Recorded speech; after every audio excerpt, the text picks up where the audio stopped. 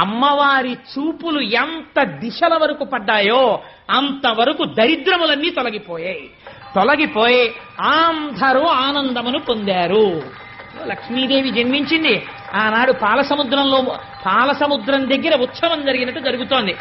నేను ఇక్కడ నమ్మి ఒక మాట చెప్తున్నాను, ఇవాళ ఈ ఘట్టాన్ని ఎవరు విన్నారో వాళ్ళకి కొన్ని కోట్ల జన్మలు తరమవలసిన దరిద్రం నశించిపోయింది.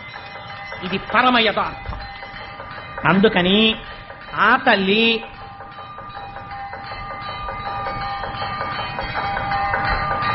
ఒక్కసారి మీ అందరూ కూడా మానసికంగా అదిగో అక్కడ ఆ నీరాజనాన్ని తీసుకోండి, ఒక్కసారి అది కళ్ళకద్దుకుని నమస్కారం చేసుకోండి. స్వామి త్రిమూర్త్యాత్మకమై దత్తాత్రేయుడై ఉన్నాడు. చక్కటి జేగంటలు మోగే ఈ దేవాలయంలోను అటువంటి పరమ పవిత్రమైనటువంటి లక్ష్మీదేవి యొక్క ఆవిర్భావము జరిగింది. ఇంకా దేవేంద్రుడికి